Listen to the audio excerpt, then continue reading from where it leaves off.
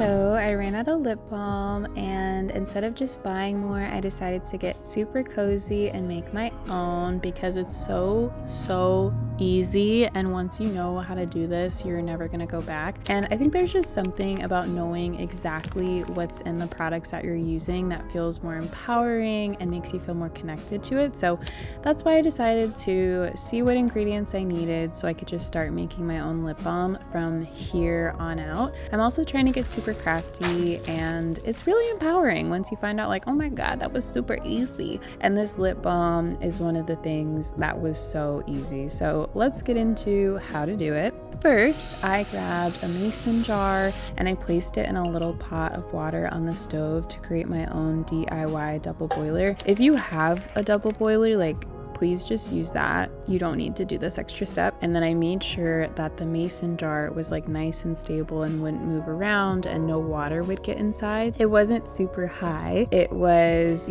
probably about halfway up the mason jar. And then I melted in my ingredients, like my hard ingredients. So the base that I'm working with is coconut oil, beeswax, mango butter, and cocoa butter. I know some vegans don't use beeswax, so I will make a vegan version of this a little bit later. And you also don't need to use mango butter and cocoa butter, but when I heard mango cocoa together, that just sounded like it was gonna smell amazing, like the most ethereal thing I've ever smelled in my life, and I was so right.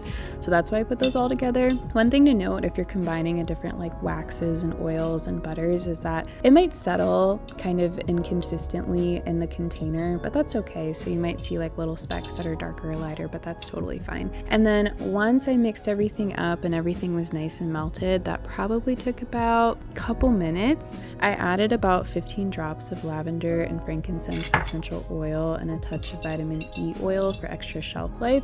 So some essential oils that are safe to use in lip balm are lavender, sweet orange, clove, very little because it's really warming and strong, tea tree oil, spearmint, lime, peppermint, and lemon. I also saw that frankincense is also good for moisturizing and good for your lips, and it's one of my favorite smells. So that's why I did a combination of a lavender and frankincense because they're both great. And the vitamin E oil is for extra shelf life because you want a lip balm that's going to last. And then I used a little glass dropper. I ended up giving up the glass dropper because it was taking a long time and just like pouring it into my little containers, but you're gonna want to do this really quickly and also be careful so you don't like warm your hands up on the hot little glass jar. You can also just like put it into one big container or use things that you already have. Do whatever makes you happy. And I can't resist cute packaging, and I just got a label maker that I knew would make me smile, so I just made this like cute little label.